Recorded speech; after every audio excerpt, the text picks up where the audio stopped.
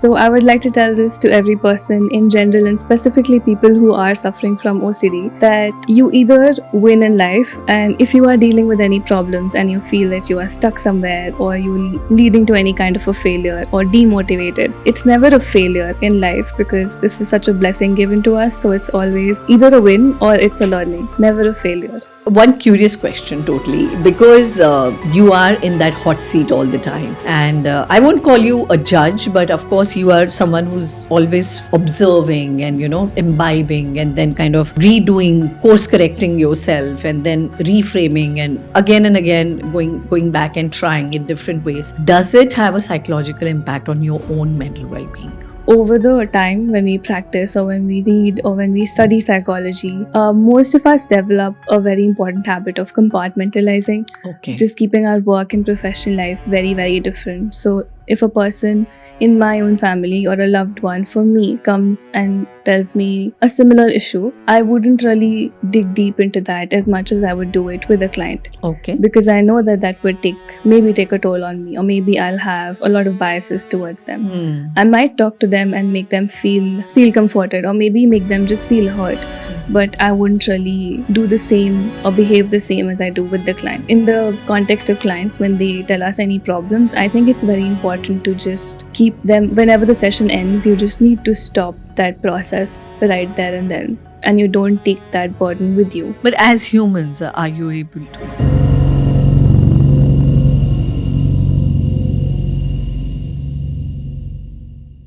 They say a wise woman is the one who wishes to be no one's enemy. And a wise woman is the one who refuses to be anyone's victim.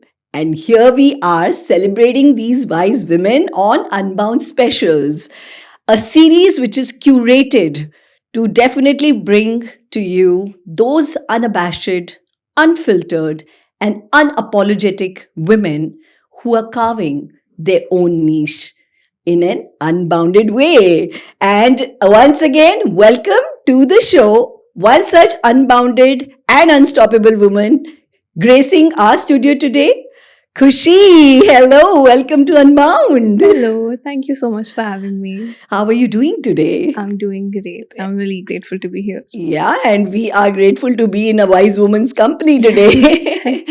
So, tell us about your work, Khushi, mental health. You've chosen to be a therapist, a psychologist. What has brought you here today? Okay, so I think my journey started when I chose psychology as a subject in my 11th grade. And first of all, I did not feel that I would go for this particular field because I was not that aware. But as I studied more about it, went in this field, reading about it and indulging in it, then I found the field, and at the same time, the field also found me. Oh, wow. So that's how it has been for me. All right. And being with Emotion of Life, like we've definitely had the founder, Mr. Shyam Gupta, on the show profiled earlier. And now with your work, with Shivani's work, we are here talking once again about the impact that the research and the institute is creating on the world around. Tell me, what do you specialize in? And what is really the process of healing or curing OCD? Okay. So I specialize, currently I've seen people dealing with contamination OCD, checking, rechecking OCD, religious or OCD of morality. And we at Emotion of Life follow a very holistic and a 360-degree approach to provide the cure for OCD. So there is this is a process which has 16 steps to it. So initially, whenever the client comes to us, we do an initial consultation call where we find out what is basically a needs assessment call. And then we go to the psychological testing for the person so that we know what the scope of work is. And further, the scope of work is detailed by the client and the caregiver. This is step 3, step 2. This is step 4. 4, okay. Yes. Okay. So when we have the needs assessment through the client and the caregiver, through the psychological assessments as well, then we move forward to therapy preparedness, where we explain to the client, make them comfortable with the entire process. There is a therapy foundation course to introduce them to the entire process. And then for the fifth step, we give them the consent and they are asked to sign that consent to start their OCD recovery journey with us. So after the consent form, we develop a progress and a monitoring template for them, wherein we can keep check of what symptoms are being catered to and which symptoms are on which particular recovery state. And then after that, we do the specialized CBT and ERP treatment for them, according to whichever their need is, whichever their subtype is. The next step is to do the family sessions, because the habits that the client picks up, the environment that they're in is also very important for the entire recovery process. So we focus on the family sessions, wherever they are living, how the family can also help them through the process, what are the things they should be doing, should not be doing. After that, we do a progress monitoring, which happens at a monthly basis. And then there is a midterm evaluation, which happens after 2 months. Then we find out at which particular percentage their recovery process is going on, so that we know whichever symptoms are towards the cured state, which symptoms are still left to be catered to. Then we move on to the relapse management, which happens at the 5th month. After that, there are weekly sessions that happen after the relapse management, so that we keep a check if there is any kind of symptom or any kind of problems that they are facing after they have mostly finished their journey. And then at the end, we declare them to the cured state entirely. Yeah. A rather perplex, procedure. Of course, you've broken it down very wonderfully, but what's the real role of a family member in a case like this? Is it important? Is it quintessential, or can it be peripheral? Like, how do you assess the role? I think the role of family members, or for that matter, whichever person they are staying with, can be their caregiver, can be any kind of a relation to them, is very important, because we can look at their symptoms and cater to them during the session. But after the session, they are completely in that particular environment, and they need a person who understands whatever is going with them, with that person, and also to not indulge in behaviors that are enabling their compulsions and like helping them through it. Because although they might think it is providing them relief, but the nature of the relief is very temporary, and it actually hinders with the recovery journey, because it makes them get the instant gratification that delays their recovery. Yeah. So tell me one thing, Khushi. Very well said, and it just brings me to a reflection that, often when you see your own loved ones being troubled or in any trauma or pain, or compulsive disorders or behavioral issues, all that you want to bring them is an instant relief. All that you want to bring them is an assurance, which may go against sometimes or in conflict with the therapy. Does it happen often that the primary caregiver or the people who are in the environment, do you need to counsel and psychological treat them as well in the process somewhere? Yes. I think that is the case in majority of people, because especially in kids, if we look at it, if their kid is throwing a tantrum or they want to do something to, temporarily Pacify get relief. or- Yes, pacify. And let's say the kid wants to do a particular action as part of their compulsion, and they would say that they would need their mother's help. Yeah. It's very difficult for a mother to Say no. say no and drop that instinct. But I feel at the same time, mothers eventually do understand, after we psychoeducate them and after they get an insight themselves, that for now, if they stop, it will be better for a longer run for their kid.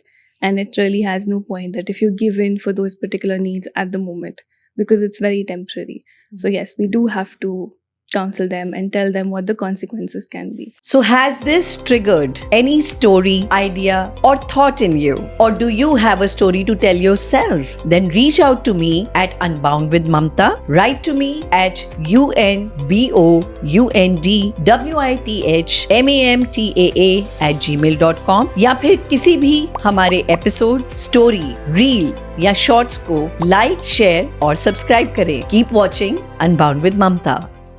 So in a way, what you're saying and how I'm listening to it is that we are enabling each other's growth and we are also disabling each other's growth. Yes, that is true. I Yeah. think the insight needs to be there in any kind of caregiver, or even if you are staying with your husband or your partner or your parents, anybody, you need to know where to draw the line, which thing would be a very temporary like relief for the person, or a very temporary positive thing, and which thing would be actually good for them. So do you then believe that everybody should be, like you said, psychoeducated?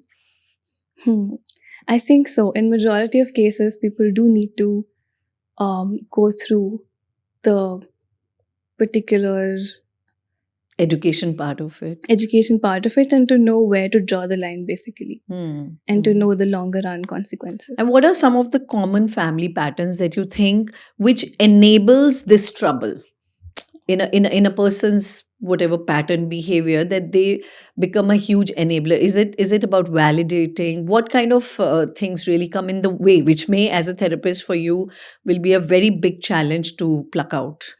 Yeah. So the first thing is, when people who are having OCD of doubt, let's say, they would constantly need reassurance. They would constantly need to know if I'm doing this correctly, if I'm doing this wrong, am I a bad person?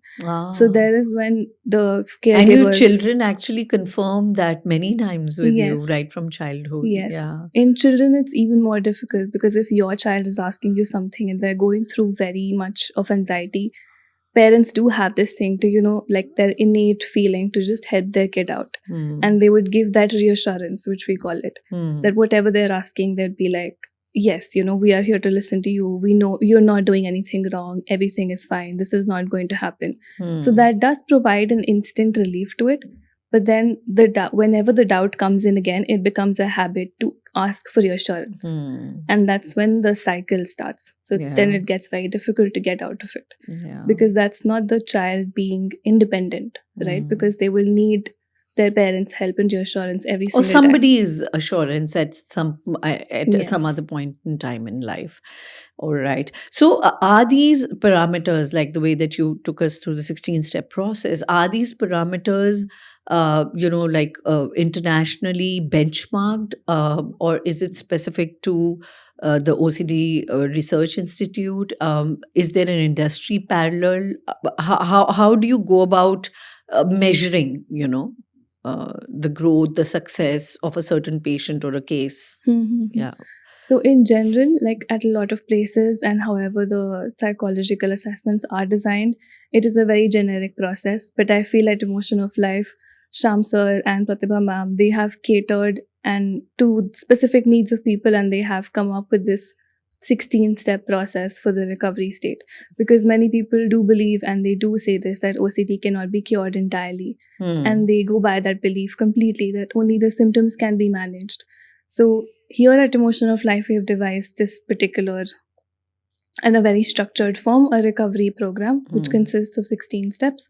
It is a modified version of what generically is being followed, we can say. Okay. And what about the relapse cases then? If we say that this is 100% curable, then we do have evidences and researches and findings do say that people go back to their old patterns, habits, or behaviors. Sometimes they get triggered by some instance environmentally, or some incident that might happen again in their life. So what do you have to say about that? So that's why the 10 steps are basically for the initial recovery, like the initial when you work through the problems. But for our particular process, the rest of the 6 steps are designed in a way that relapse management can be done. So when people do go back to certain stages and they do pick up their old habits, we are still there to help them out through it. Because if they can do it once, definitely they can achieve it later on as well. And that is very important part of the entire journey. And like you mention it now, so it's very integral part of the journey, because it's very easy to go back to the old patterns. As humans, we are definitely capable of so much more than what lies on the surface sometimes. And they say that at the bodily level, we are recovering and healing and kind of repairing every day with sound sleep and, with good eating and good lifestyle, etc. Mentally, emotionally, also, is there a self-healing mechanism that we have?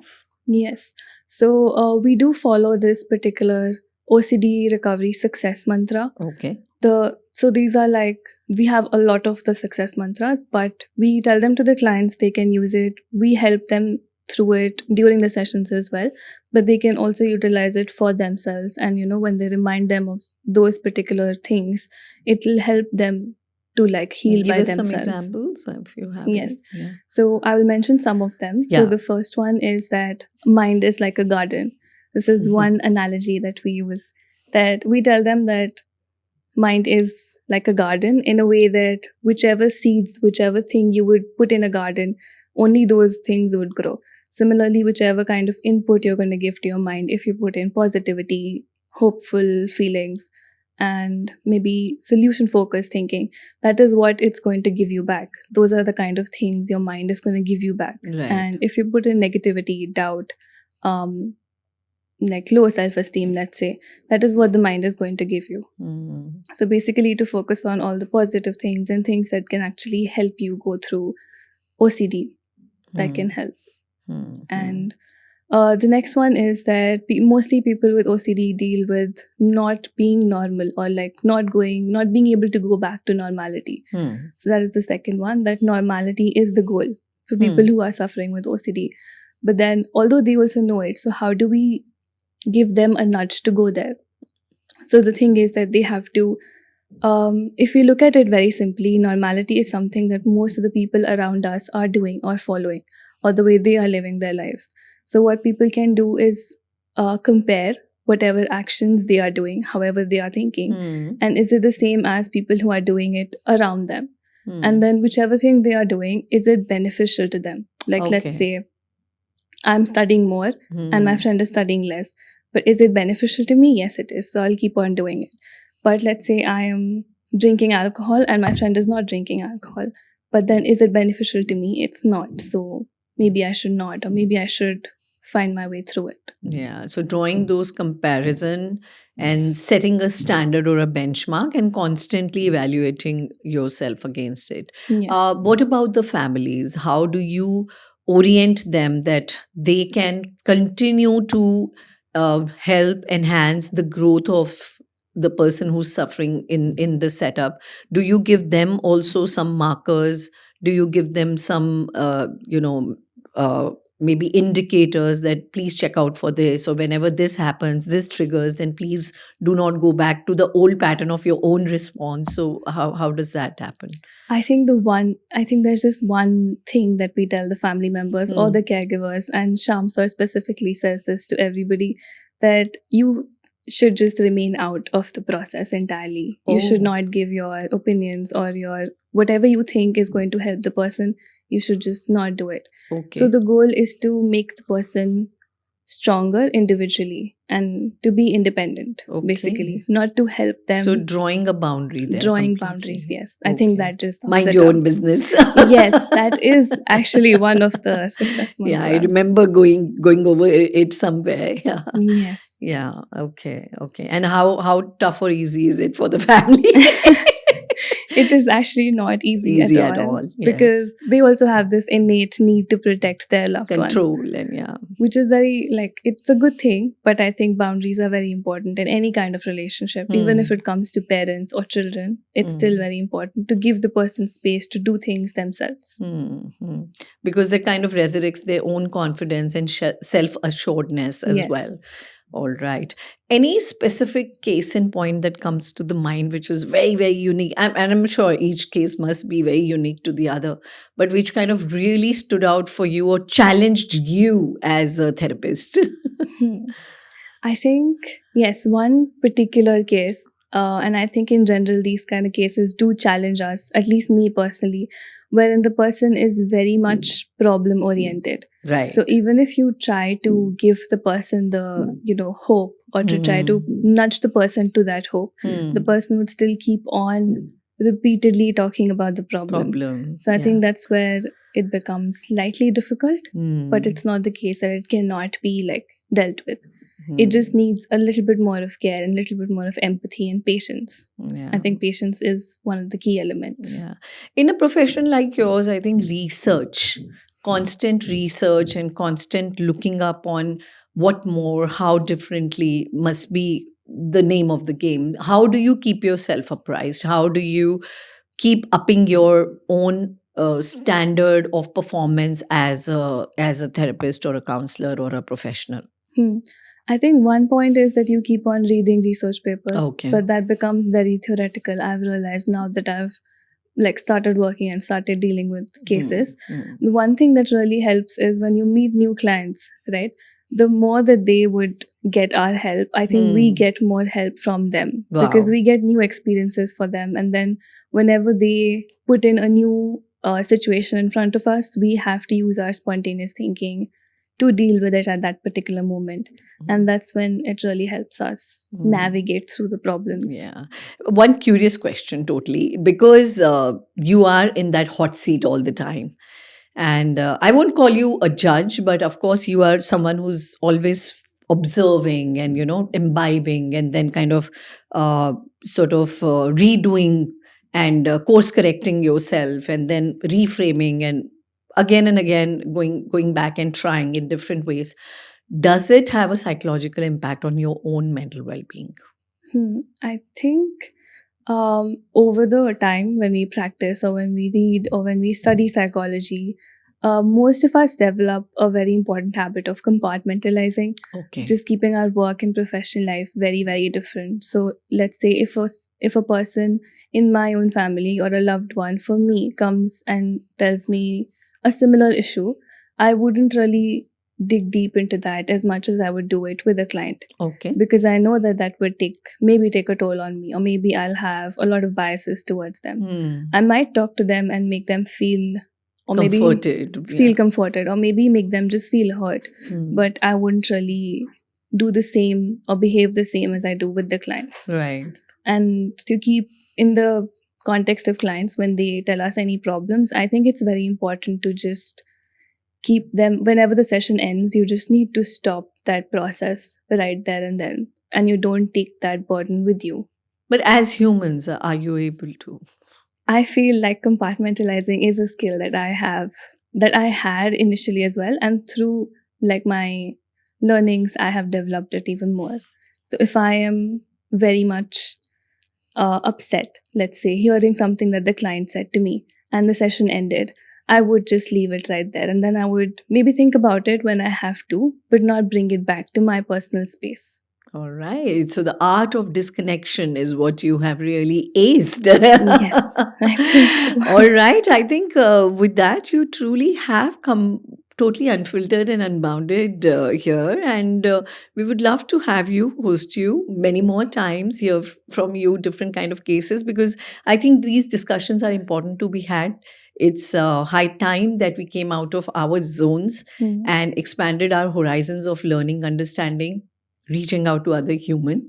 And if I were to just call it a wrap and ask you to give a note of inspiration or give out some quote of the day, what's your first thought to the world out there? Please. Okay. So I would like to tell this to every person in general, and specifically people who are suffering from OCD, that you either win in life, and if you are dealing with any problems and you feel that you are stuck somewhere or you're leading to any kind of a failure or demotivated, it's never a failure in life, because this is such a blessing given to us. So it's always either a win or it's a learning, never a failure. I think that's what I would like to On say. that positive note, we call it a wrap for the day, but we definitely do look forward to having many more unbounding sessions with you, Khushi. Yes, I would love to come back. With that note, I think what's very important that I take away today is that there is a lot more which is out there. There's a lot more that human who is just right across you is wanting to say, to express, to be felt, to be heard, to be understood. Do not draw your boundaries in understanding, but do draw your boundaries in controlling someone. Stay unbounded and stay unabashed and keep coming back to the show. Let's keep unbounding together.